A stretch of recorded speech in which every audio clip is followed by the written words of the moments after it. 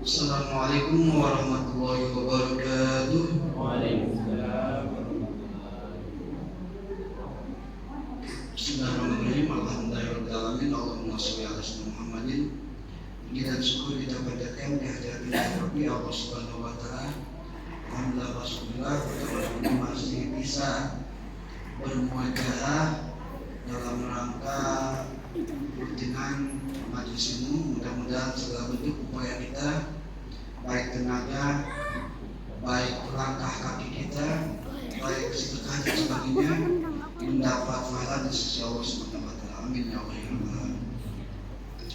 Salawat dan salam semoga limpahkan kepada junjungan kita Habibana wa Rasulana Sayyidina Muhammad Rasulullah SAW.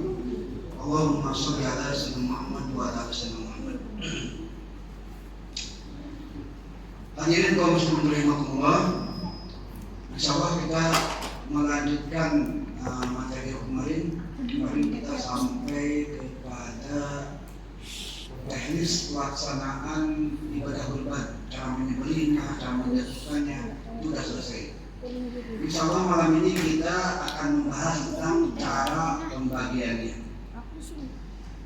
Kemarin kita sudah sampaikan bahwa untuk pembagian itu mungkin sudah kita maklum semua.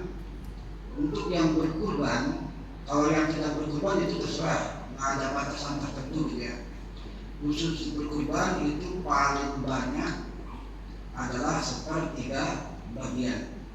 Kemarin kita sampaikan kalau 1 ekor sapi dagingnya 60 kilo, orangnya ada 7, berarti 1/3-nya adalah 20 kilo. 20 kilo silahkan dibagi kepada 7 orang, berarti masing-masing sekitar 2,84 kg. Boleh dibuatkan, boleh saja. Tapi kalau untuk istihad bagusnya pas, tidak bagusnya. Kalau belum isi, gimana itu ya masalahnya? Ya. Hadirin kaum muslimin rahimakumullah. Selanjutnya panduan untuk membagi daging kurban itu ada 2 ayat dalam surah Al-Had ayat 28 dan Al-Had ayat 36. Semuanya ada 5 kalau kita rangkum. Yang pertama bismillahirrahmanirrahim. Fakulu minha wa at'imul ba'isal faqir. Yang pertama, bagikan kurban itu kepada orang yang sengsara, gitu ya, yang sebab kekurangan, fakir mungkin. Di sini kayaknya fakir tidak ada ya, tapi tetap kalau ada yang sengsara kasih. Yang kedua al-ba'isi. Di sini orang yang miskin, ya. Yang ketiga al-fakir ya, tidak ada di sini. Jadi kalau menurut Al-Had 28 ada 3 bagian. Tambah lagi 2 bagian, masih pembahasan yang kemarin, ini hanya review saja. Al-Had 36 fakulu minha wa at'imul qani'a wal muqtar. Tambahan, berikan kepada orang yang merasa cukup atau yang tak meminta, dan berikan kepada orang yang meminta.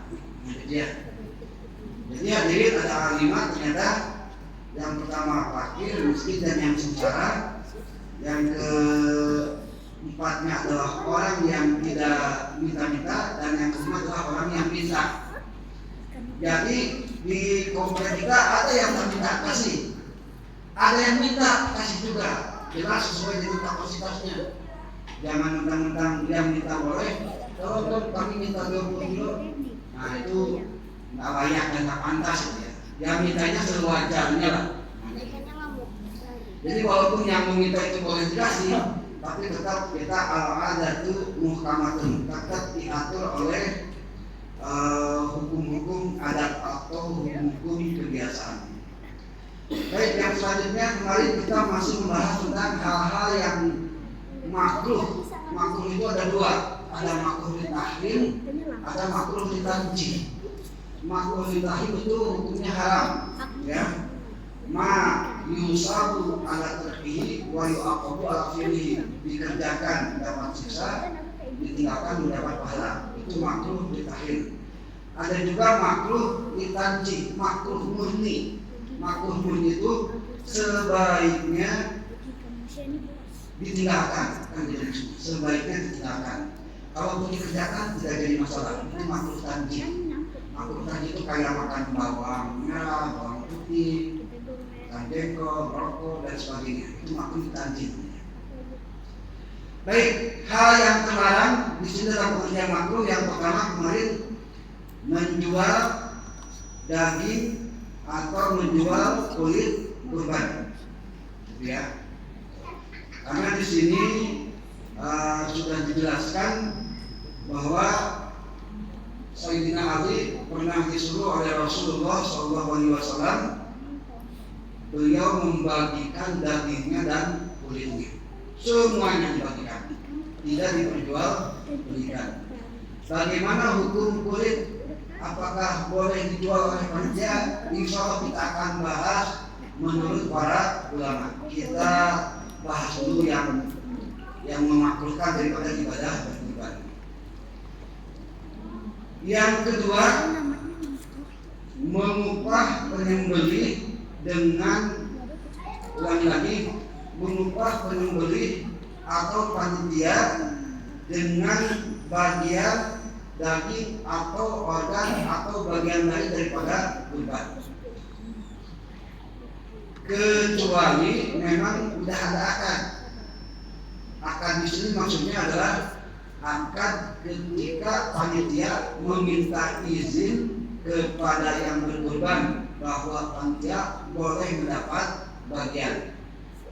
Kalau sudah ada akad nanti masalah, misalnya kami izinkan, nah itu silakan. Tapi kalau yang berkurban, gitu ya, yang berkurban niatnya memberi upah itu begini. Kalau dia panitia, dia tak dapat bagian. Tapi kalau dia panitia dapat, berarti itu ada unsur akad, ada unsur apa istilahnya, ada unsur ikatan, gitu ya. Tapi kalau minta izin dulu silahkan. Makanya ini memang ini konteksnya kita aturan itu ya, Pak, aturan mentah ya. Jadi bukan aturan ulama yang sekarang, tapi pendapat ulama-ulama terdahulu. Kita sampaikan dulu yang makruhnya, kita sampai selesai baru kita nanti coba berkomunikasi atau berdialog. Yang selanjutnya, larangan memotong kuku atau rambut dan sejenis rambut.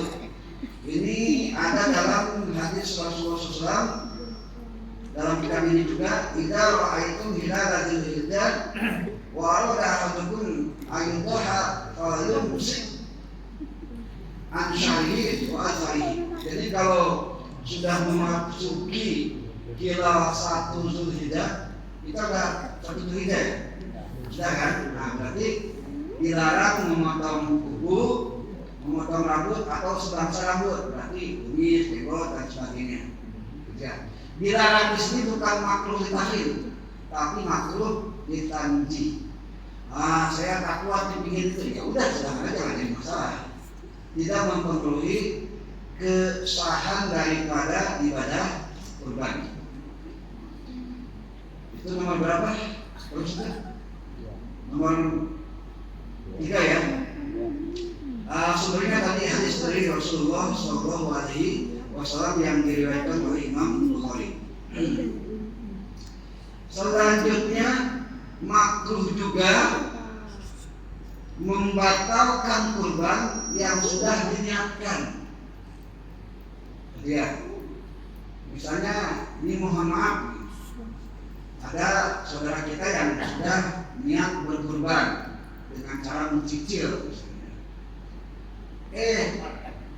di tengah jalan diputusin, tak jadi, itu hukumnya makruh. Bagi mereka makruh yang ditanji yang memang ada keadaan darurat atau keadaan mendesak, misalnya kita udah nabung nih, terus ada saudara kita atau keluarga kita yang masuk IGD atau harus berobat dan segala macamnya, itu tak jadi masalah, silakan saja. Ya. Tapi yang dikhawatirkan makruhitas itu kalau tak ada alasan apa-apa itu yang dikhawatirkan. Ya. Itu masih perdebatan para ulama, cuma memang harus disampaikan seperti itu. Jadi kalau ada alasan karena ilahnya itu lebih penting berobat daripada kurban, lebih penting menyelamatkan hidup seseorang daripada kurban, maka sebagian para ulama itu membolehkan dari usaha. Yang jadi makruh itu adalah tidak ada alasan apa-apa, dan ini juga merepotkan panitia kan gitu, karena harus mereka harus kasarnya harus ngalangin dan sebagainya. Yang selanjutnya tarku tasmiyah. Ketika dalam ibadah kurban itu tidak melafalkan bismillah. Nah ini dia. Kalau tak bismillah berarti tak jadi masalah. Yang penting kita di dalam hati sudah niat ini kita menyembelih kurban. Mana yang penting di hatinya. Kalau ucapan itu wa talaffuha sunnatun. Makanya lawan kata sunat itu adalah makruh. Maka makruh hukumnya kalau tidak membaca basmalah. Yang selanjutnya menghadapkan hewan kurban selain arah kiblat. Berarti ke arah manapun boleh ya. Cuma masalahnya hukumnya makruh. Lebih utama itu hewan dihadapkan ke kiblat, kepalanya ke selatan, ekornya ke utara. Dan kalau misalnya untuk presisi penyembelihan boleh kepala didongakkan, karena menghadap itu pengertiannya adalah sebagian besar tubuh. Ketika kita salam ke sebelah kanan ketika sholat, itu wajah jelas berpaling dari kiblat, tapi tubuh tidak. Makanya hati-hati kalau salam jangan sampai semua gerak, karena nanti membatalkan sholat. Demikian juga dengan hewan kurban. Kalau misalnya kepalanya tidak menghadap kiblat, nggak jadi masalah. Yang penting sebagian tubuhnya ketika dibalikan itu sebagian besar menghadap kiblat. Karena kepala biasanya didongakkan itu untuk memperlancar penyembelihan. Kemarin gitu kan ya Pak ya, didongakkan kan lebih lancar ketika kita melaksanakan penyembelihan. Yang selanjutnya menyiksa, menambah sakit atau menyeret hewan kurban dengan catatan al-jadidu al-ziyadatul alimu bila faidah. Boleh menyakiti, boleh menyeret kalau ada faidahnya. Contoh, sapi besar udah digulingkan ngamuk, tak apa-apa. Kira-kira ada manfaatnya? Di itu aja, ditindih aja, nggak jadi masalah. Karena gara-garanya apa? Gara-garanya ngamuk, kan begitu. Jadi mau diseret, mau kesannya disakiti, nggak jadi masalah. Al-ziyadati ilalan bila faidah. Kalau tak ada faidahnya, tak ada manfaatnya, iseng, nah itu makruh. Ya, karena menyiksa hewan. Tapi kalau ada manfaatnya, nah itu baru hukumnya. Kalau tidak ada manfaatnya makruh, kalau ada manfaatnya itu boleh. Yang selanjutnya adalah mengasah pisau depan sapi. Hati-hati untuk yang menjaga ya. Apalagi sambil kata-kata awas ya, nah, misalnya gitu ya, pisang betul gitu ya. Hadirin, pernah dengar kisah Nabi Ibrahim Nabi Yakub alaihissalam itu 14 tahun ditinggalkan Nabi Yusuf karena Nabi Yusuf dicelakai oleh saudara-saudaranya gara-gara dosa. Nabi Yakub pernah menyembelih hewan kurban, walau bukan hewan kurban atau apa, intinya beliau memasang pisau depan matanya. Ya namanya juga Nabi ya, manusia juga dia tetap ada salahnya di dalamnya. Tapi gara-gara mengasah pisau depan sapi, beliau kehilangan Nabi Yusuf selama 14. Jadi hanya seperti baik hadirin kaum muslimin rahimahullah, untuk sementara yang memakruhkan dalam satu kurban itu yang barusan disampaikan. Sebelum saya lanjut pada hal yang lain, silakan barangkali ada yang ditanyakan. Untuk yang memakruhkannya, silakan Bang. Poin yang ini yang membatalkan yang kurban. Barangkali mungkin ada peluang yang mendesak, namun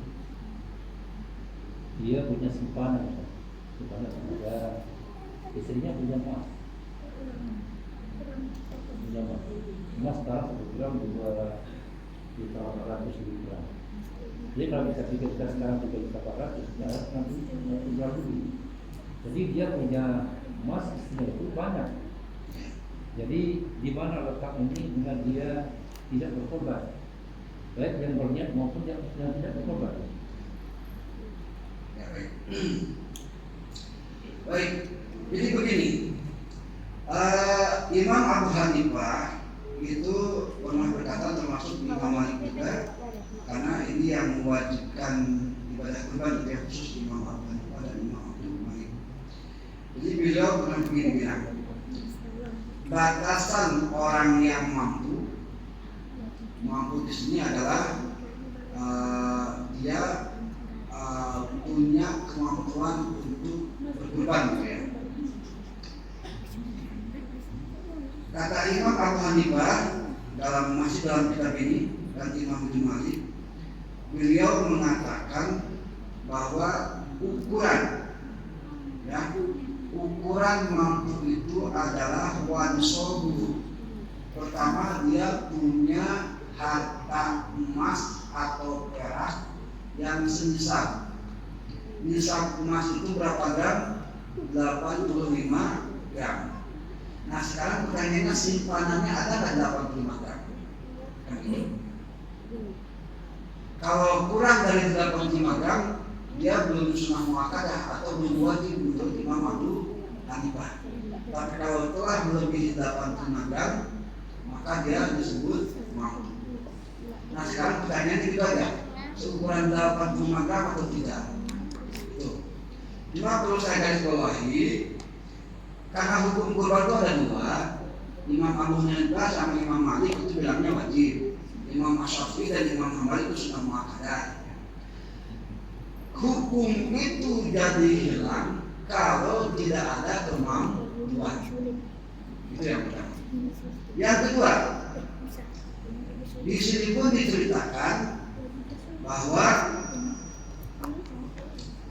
ukuran mampu adalah dari mulai tanggal 1 Dzulhijjah sampai tanggal 13, dia punya bekal untuk 10 hari itu, untuk 10 hari ya, bekal untuk istrinya, bekal untuk anak-anaknya, dan bekal untuk keperluan yang lain, keperluan pendidikan, sekolah, ongkos, dan segala macam lah. Ya, kalau zaman Nabi, zaman para ulama zaman dahulu, tak ada biaya sekolah tak ada biaya pulsa, tak ada biaya angkot, tak ada ya, apalagi biaya jalan tak ada. Jadi memang kondisinya agak berbeda. Silakan Bapak Ibu coba bayangkan kira-kira kita dari tanggal 1 Dzulhijjah sampai tanggal 13 punya nggak kita kemampuan menafkahi anak, istri, semuanya, keluarga beserta kebutuhan yang lainnya plus 3.400.000. 3.400.000 kalau dikurbankan, diberikan hewan kurban itu tidak mempengaruhi kebutuhan keluarga. Itu juga kategori mampu. Gitu. Jadi ngambil yang dua itu silakan. Kalau menurut Imam Abu Hanifah, Imam Malik itu seukuran nisab 8,5 gram emas, ditambah lagi dia mungkin ada di tempatnya sesuai dengan KTP. Kalau Imam Syafi'i dan Imam Malik itu 3.400.000, yang kita kan 34, plus dia punya jaminan dari tanggal 1 sampai tanggal 13 untuk keluarnya. Dan itu ketika kalau berniat meninggalkannya berkurban, tadi saya sudah sampaikan itu hukumnya makruh. Makruh ditanji. Kenapa makruh ditanji? Karena ya ada dua hukum wajib, hukum sunnah muakkadah. Kita mau mengambil yang mana silakan. Berhubung kita mayoritas mazhab Imam Syafi'i, maka hukum kurban adalah sunnah muakkadah. Nah, gitu ya. Itu untuk sementara memang. Ada yang lain Mas? Silakan Pak. Kan kalau kita kurban boleh juga kita laksanakan secara pribadi. Kita mengerjakannya dan dibagikan kepada yang berhak gitu ya. Nah ini kan sekarang kita musim untuk secara lingkungan kan pakai kepanitiaan. Pertanyaan saya Ustaz, itu kan nominalnya dibilang waktu panitia itu 3.400.000. Itu berikut dengan biaya operasional. Kalau maksud saya sesak nafas saya. Maksud saya gini Ustaz. Itu kan kalau kepanitiaan itu kan uangnya misalnya sekian dah habis. Nah macam mana kalau berlebih? Apakah itu boleh dalam Islam? Berlebih dan dia menjadi kas kepanitiaan untuk berikutnya. Demikian. Tadi pernyataan pertama kita kan boleh sendiri itu ya. Boleh, jelas. Karena asal kurban itu memang masing-masing sendiri. Asal kurban itu sendiri masing-masing. Berhubung tidak banyak orang yang mampu menyembelih, apalagi membagikannya dibentuk panitia. Nah sekarang misalnya dalam kepanitiaan 3.400.000 itu plus operasional. Itu memang harus disampaikan. Karena kalau 3.400.000 itu murni untuk sapi saja, hati-hati biaya operasional jangan mengambil dari kas masjid, nggak boleh. Ya, jadi memang diniatkan bagi orang yang berkurban itu 3.4 itu sekaligus dengan operasional. Operasional apa banyak kan kita? Banyak sekali itu. Walaupun banyak, gimana kalau ada sisa? Kan gitu. Kalau ada sisa, mungkin nanti rapat evaluasi atau rapat pembubaran dan sebagainya. Ya. Kumpulkan lagi ayat ahli kurban yang mudohibnya. Kumpulkan, ada sisa segini. Itu sudah dihabiskan dan biaya segala macam. Sampaikan kepada ahli yang berkurban. Mau diapakan? Memang harus begitu. Kalau kata yang berkurban sudah bersih saja, sudah berikan pakai mesin, dan selesai. Yang penting di sini ada kalimat awakilihi falamanu min ba'dihi wa izrobihi wa azinihi. Harus ada izin dari orang yang berkurban. Harus izin. Minimal sepengetahuannya lah bahwa kalau sisa uang itu kemana. Oh sisa uang itu misalnya diberikan rokok, nggak jadi masalah kalau rokoknya oleh sama panitia operasional sama konsumsi, nggak jadi masalah. Yang penting ketika disampaikan 3.4 itu adalah plus operasional. Jangan sampai 3.4 itu untuk 1 ekor kambing atau 3,4 kali 7 untuk seekor sapi. Jangan sampai begitu. Harus ada kata-kata operasional. Ya. Gitu, hukumnya tidak boleh. Hukum apa? Yang tadi berlebih, kalau tak misalnya kejadian berlebih, mas nggak disampaikan dengan si. Kalau nggak disampaikan nggak jadi masalah. Yang jadi masalah kita solukan dipakai apa, itu yang jadi masalah. Jadi kalau nggak disampaikan kan itu hanya sekedar informasi. Gimana Pak Haji? Lebih untuk tahun depan nih uang itu Lebih tahun depan itu berbeda lagi. gitu ya. Begini, ketentuan kurban, niat kurban itu 1 Dzulhijjah, ya. Jadi niat itu tak berlaku ketika sebelum 1 Dzulhijjah, kan gitu. Jadi tunggulah sampai 1 Dzulhijjah. Makanya nanti kalau di rapat, udah kami titip untuk kurban berikutnya, misalnya. Hati-hati, itu ada 2 persoalan tuh. Yang pertama itu nazar bukan? Kalau nazar jadi wajib tuh. Yang kedua diniatkan, belum waktunya niat, kan masih lama kita masuk ke Dzulhijjah. Khawatirnya nanti jadi janji sama dengan nazar. Kalau kenapa tadi? Bagi siapa itu? Ya kalau orang yang berkurbannya udahlah ditanggungan untuk kurban yang akan datang. Nah ucapan itu hati-hati. Bagi orang yang alim, yang mengetahui, ngomong begini, ini hewan kurbanku, itu kan ada hati-hati. Ya. Karena kan sudah ada semacam statement penegasan. Nah, nanti pun demikian. Nanti itu sisanya untuk tahun depan saya kurban. Nah itu, ucapan itu yang dulu. Khawatirnya jadi wajib. Dasarkan wajib.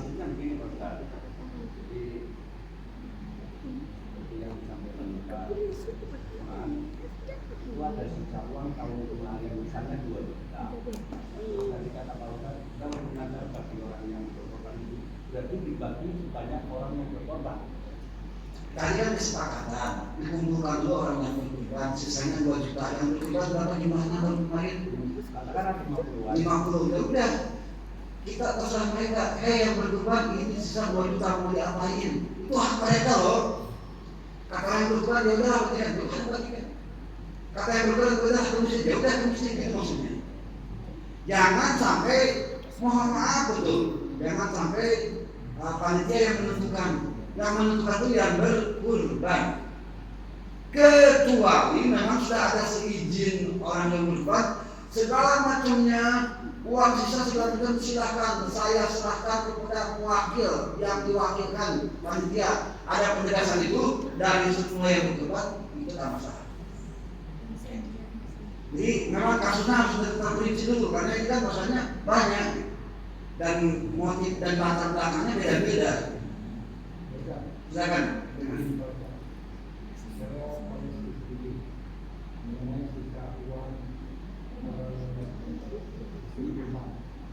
Itu bukan panitia, tapi pengelola yang ditanyakan masyarakat lah itu yang memegang uang itu tadi. Nah, sepengetahuan saya belum pernah ada pembubaran panitia itu dari tahun ke tahun. Nah, jadi dan baru 1 kali pernah saya dengar, itu pun tahun berikutnya laporan keuangan sisa itu baru 1 kali. Nah, bagaimana kaitan hukumnya kalau kita uang yang sisa tadi? Ternyata ada minta izin dari yang berkorban. Laporan pun tidak ada, pembubaran pun panitia tidak ada. Jadi yang dipercayakan oleh masyarakat katakanlah itu yang bukan rahasia umum lagi selama ini Pak Sumarno, ya kan dipercayakan dengan apa? Itu bukan panitia kurban. Panitia kurban itu dibentuk seperti yang malam kemarin diketuai oleh Pak Amin. Tapi uang ini tetap dipegang oleh yang bertanggung jawab yang menerima dari peserta kurban. Nah seperti itu sejarahnya. Ya, yang sudah berjalan. Yang sudah berjalan. Ya, berarti kan sisa uang kurban tahun kemarin kan? Baik, langsung saja saya bukan pendapat saya ya. Ini pendapat daripada Imam Abu Ishaq dalam Syarah Muhadzab juz kedua halaman 166. Imam Abu Ishaq itu punya murid namanya Imam Bukhari. Jadi ini gurunya Imam Bukhari bilangnya begini. Wala yamliku wakil minat tasarrufi illa ma yaqtalihi izinul wakil min jihadin nutqi wa min jihadatil qurbi. Kata Imam Abu Ishaq, segala bentuk macam hasil daripada kurban baik dagingnya, tulangnya, baik sisanya uang tadi, gitu ya, di sini tidak berhak seseorang pun untuk membelanjakannya kecuali illa ma yaqtadihi idznul muwakkil, kecuali sudah seizin orang yang diwakili atau yang berkurban. Bagaimana contoh izin? Ada dua.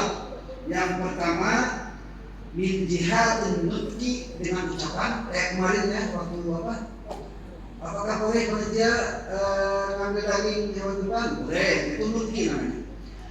Al min jihadil urufi, atau menurut kebiasaan adat istiadat. Nah, sekarang pertanyaannya masuk mana yang barusan sampai kata lima? Apakah ucapan atau tradisi? Ketika kita menyikapi sisa uang kurban, kebiasaannya gimana di sini? Kalau kita bicara adat istiadat, bukan berarti kita bicara lokal seluruh, ya kan? Kita belum tahu lagi yang lain seperti itu. Ya. Ini masalahnya. Gitu. Makanya saya mau nanya jawaban global atau lokal kan gitu. Ya. Kalau global dengan ucapan, kalau dengan sudah tradisinya ya dengan lokal kan gitu.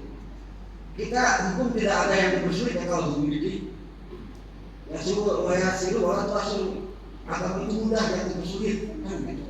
Sekarang saya mau tanya sama hadirin, seandainya ada sisa uang kurban biasanya di sini gimana statusnya? Mohon maaf, mohon dijawab nggak? Saya nggak tahu saya. Silakan terima. Bismillahirrahmanirrahim. Terima kasih. Pertanyaan ini dari yang pada hari dari sekarang dulu pernah kita rapat lebaran. Tempat berapa itu? Pas uangnya lebih waktu itu 2 jutaan.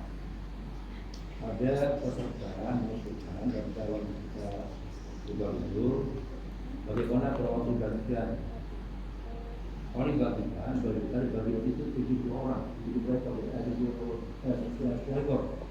Berarti dibagikan 7 orang 30 bisa orang. Jika itu kan. Jadi bagi peserta yang hadir itu memang tidak semua Ustaz, karena kita untuk mengumpulkan orang juga tidak mudah. Jadi kalau peserta kan tidak hadir, tidak. Jadi sebagian besar dijawabnya ya adalah asal saja. Waktu itu saya ingat jawab oleh Pak Juri, uang korban ibaratnya kita melempar uang di laut, jangan sedikit lagi. Tidak boleh itu. Sudah lempar uang serupa itu kayak lempar ke laut. Sudah gini, mereka berkorban jadi nggak sambilkan dia uang kita, kalau kami lempar itu, artinya kan sedikit lagi lah. Aturlah panitia gitu. Istilahnya dah ngasih dah tak mau Kalau tahu lagi lah. lagi. Jadi makanya kita selama ini kita barangkali tidak ada lebihnya. Memang sekali tiba-tiba itu.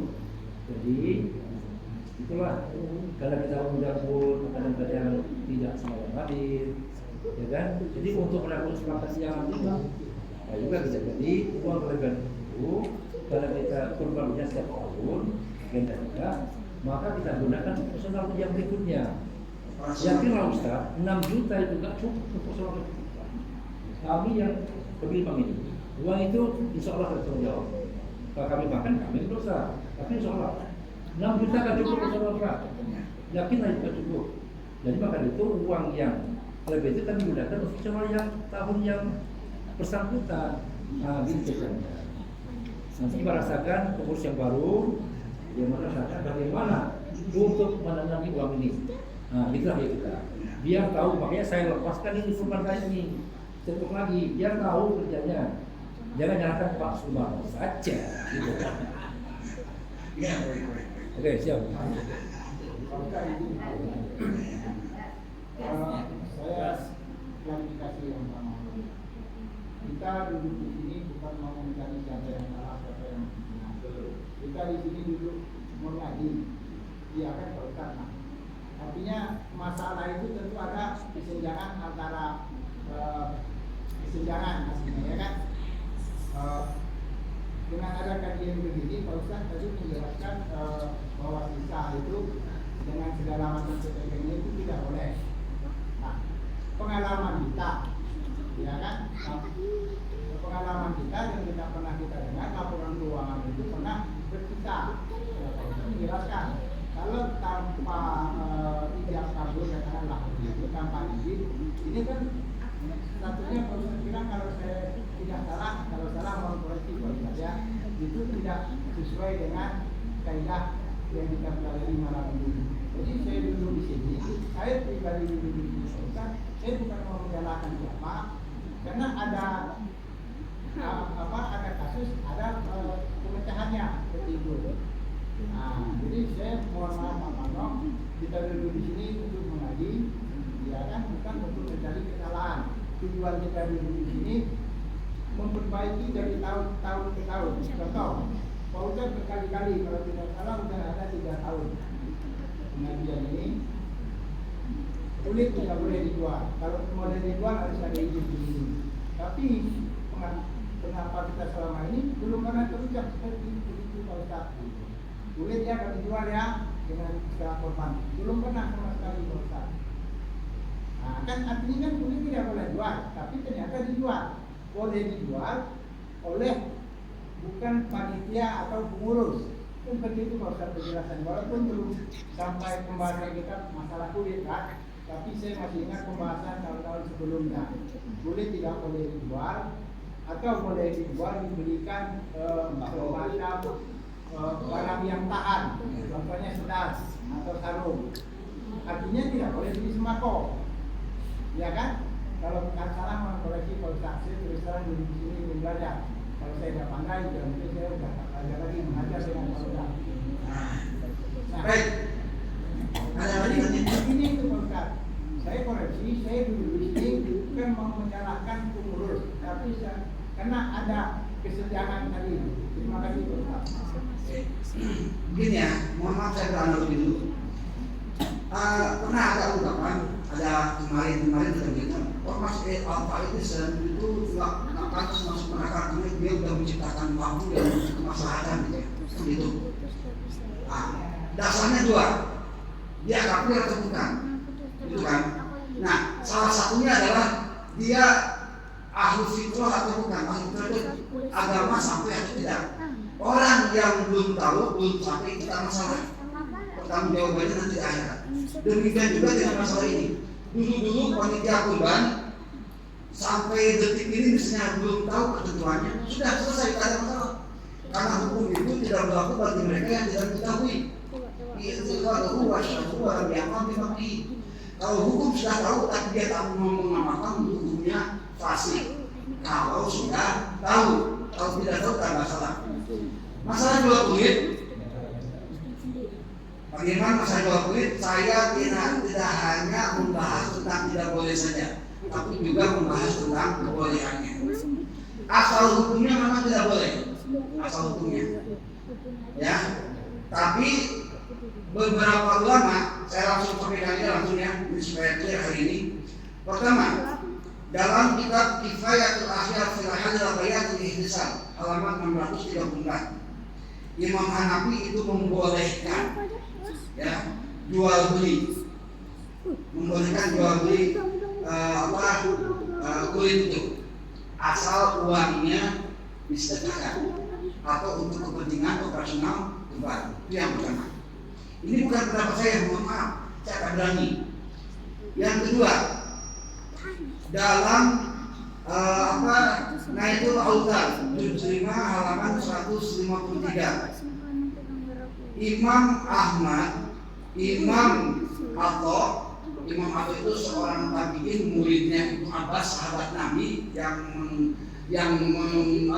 membolehkan tahlil ke-1, ke-3, ke-5, ke-7. Imam Abu Ishaq yang murid Imam Bukhari itu, Imam Abu Syawud murid Imam Syafi'i itu, beliau pernah ngomong gini, idza a'tajadul udhiyat lil fuqara aw waqili fala man min ba'ihi wa tidaihi al faqiru yamini.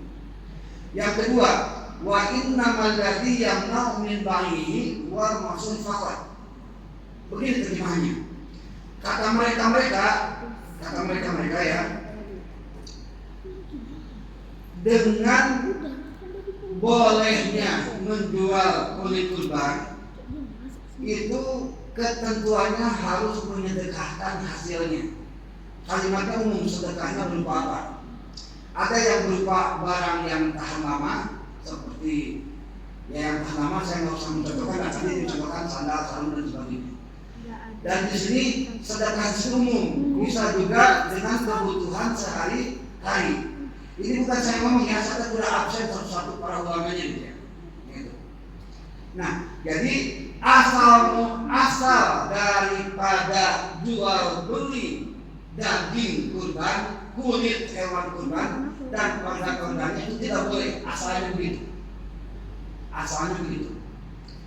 Tapi karena kesini ketika kulit itu dibagikan ke orang fakir tidak bisa memanfaatkannya karena mungkin mubazir dan segala macamnya, ada yang membelinya. Nah, kemarin waktu kita rapat saya sampaikan,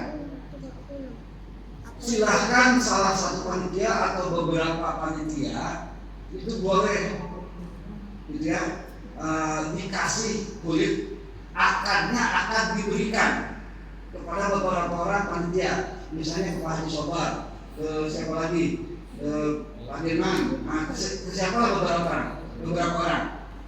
Akad pertama kan itu memberikan, setelah dipegang.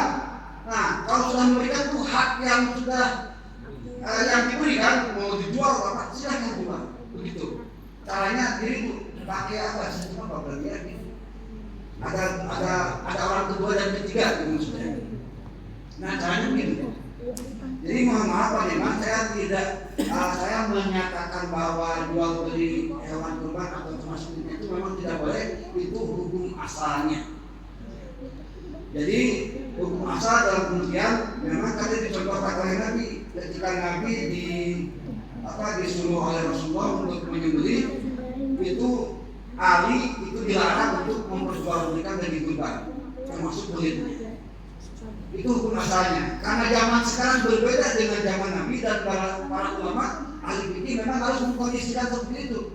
Terus saja hukum jual beli di warung-warung anak kecil itu tidak sah. Karena harus balik. Yang menjual balik, yang membeli balik. Anak segini jual beli sah tidak? Kalau hukum tidak sah. Zaman sekarang sudah beda. Pakai kris, pakai apa lagi? Pakai online. Itu kan wajib penjual dan pembeli bertemu kan? Kok sekarang bisa? Nah, itulah fleksibilitas fikih. Kalau begitu boleh. Masih mana ya? Masih bisa. Ya. Nah, jadi itu fleksibel, gitu ya. Lain kalau kita berhubungi kita berasma wal amukan hukum itu bisa berubah dengan situasi dan kondisi, kecuali hukumnya yang mutlak sholat wajib tidak bisa diganggu gugat, atau zakat misalnya 2,5% itu tidak bisa diganggu gugat. Yang ada dalam dalam Quran dan hadis sahih itu tidak bisa diganggu gugat. Kalau ini kan kalau masalah-masalah ini kan memang masih istilah para ulama. Ya. Jadi ya kita jangan mempersulit diri lah. Kalau ada kulit ya sudah, serahkan ke beberapa panitia akadnya. Ini dari yang berhubungan ngasih ini. Para panitia, silakan jual. Duitnya balikan lagi untuk operasional. Nah, selesai kalau menurut saya. Menghindari daripada akad atau jual beli daging hewan kurban. Jadi gitu ya pandangannya. Memang kita tujuannya di sini memang untuk selain lagi juga untuk memperbaiki aturan-aturan kurban yang terdahulu. Cuma saya perlu garis bawahi, sesuatu yang tidak diketahui, tidak disengaja itu tidak menjadi dosa. Tidak jadi masalah. Seorang kafir itu tak masalah dia berbuat maksiat segala macam, tapi ketika dia sudah tahu maka dia wajib melaksanakan. Baik ya.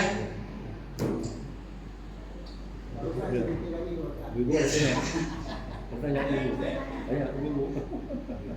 Sekarang bagaimana? Ini aja ini mungkin pengetahuan saya. Jadi itu kalau kita ada pembagian lagi kemudian bagaimana dengan tulang-tulangnya karena mereka itu tidak tulang tulang sapi itu kan dibagi dua dibagi kepada. Nah, itu apakah sepertiga dua atau seperti apa? Jadi sepertiga itu begini. Bagian sapi paling banyak prosentasinya daging apa tulang? Daging ya. Berarti kalau 60 berarti 20 kilo ke yang berkurban bagi 7 orang kan gitu. Tulang-tulang itu demikian, 1 ekor itu kira-kira berapa? Rumit, udahlah kita timbang semua ya. 8 ekor. Coba dikarang ya berapa kilo kira-kira? 900 kilo misalnya setelah semuanya. Ya udah 300 kilo berarti dibagikan ke yang berkurban. Seperti aja yang tadi. Kemudian cuma kalau mau contoh Nabi sekali lagi Nabi cuma makan hadis saja. Begitu kalau Nabi, tapi kan bukan Nabi. Begitu lah makannya.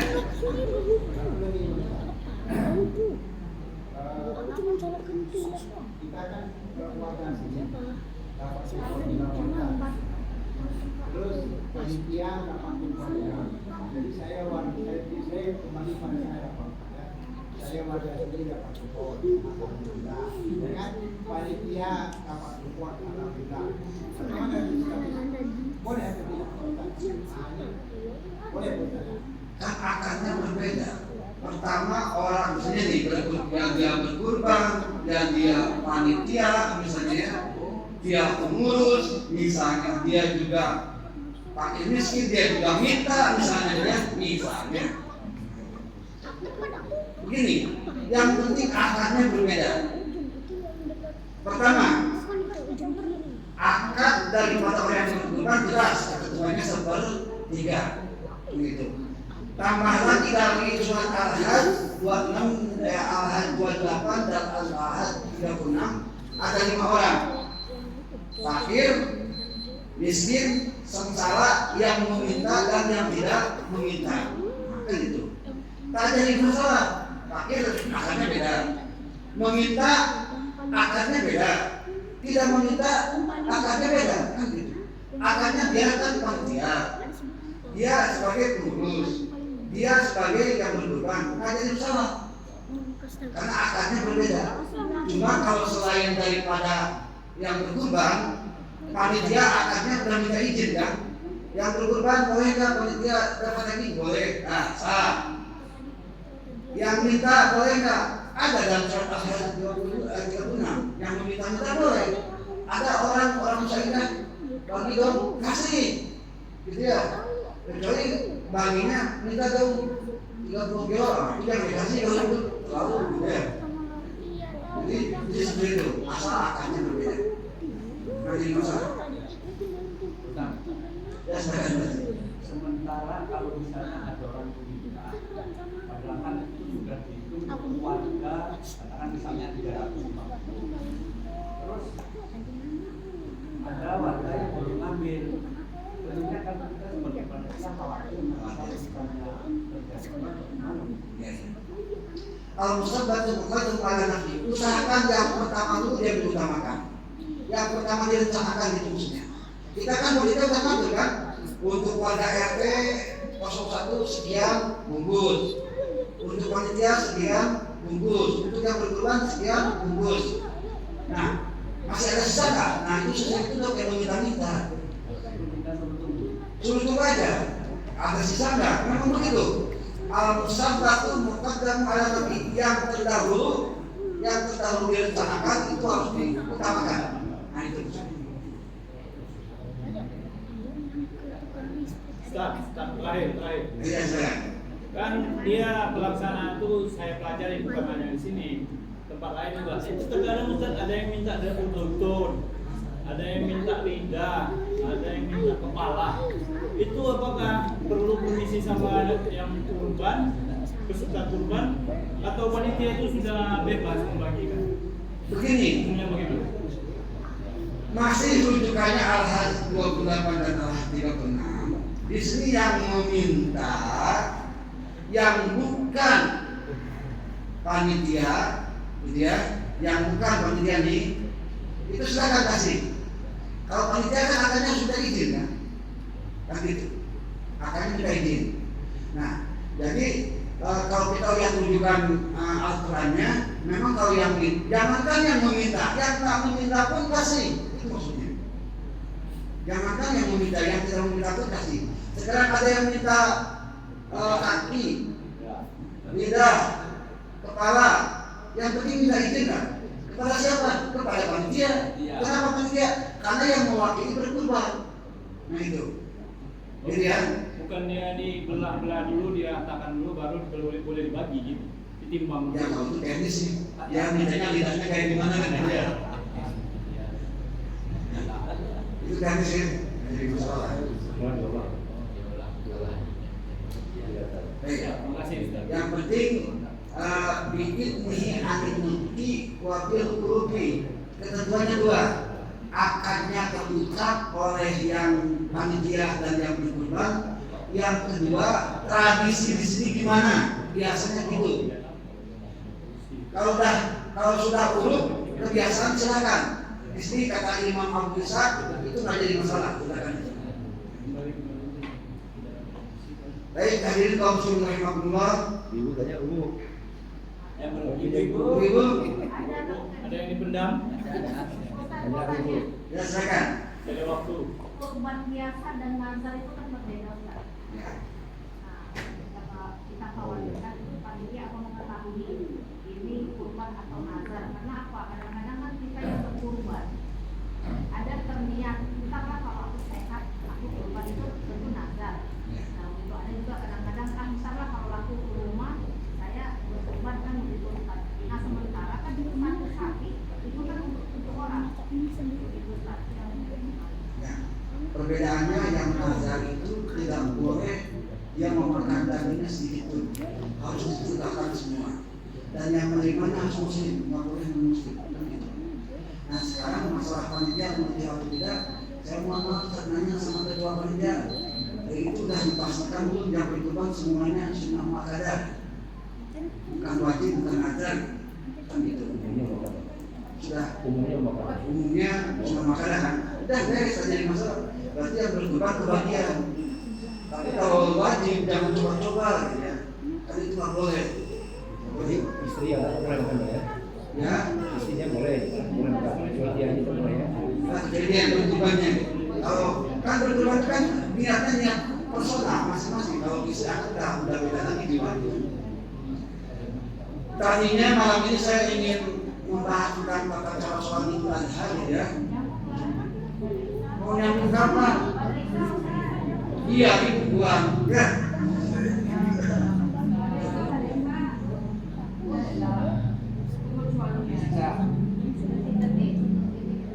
Gimana hadirin? Kalau saya sih nggak masalah itu.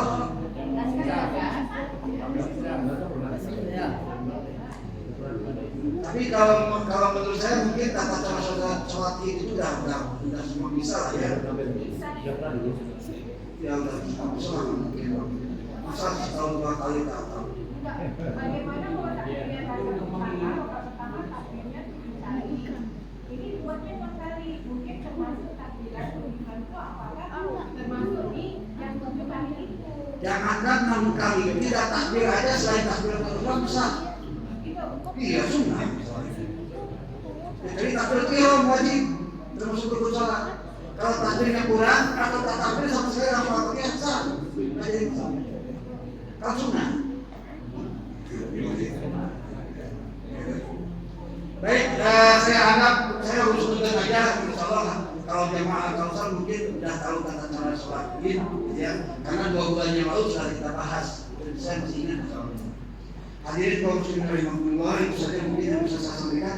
Sebetulnya ini masih banyak yang dibahas nih tentang hak panitia, terus yang baru-baru itu sebenarnya karena waktu ya udah ada rezekinya kan.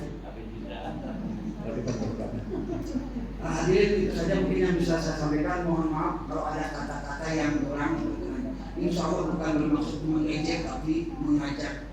Insya Allah bukan sentimen tapi insya Allah berargumen untuk berdasarkan dari sekian dan kemudian Allah muwaffiq ila aqwamit thoriq.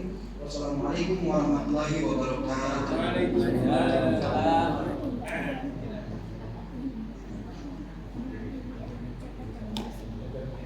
Buang ya. Buang ke tempat sampah ya. Buang.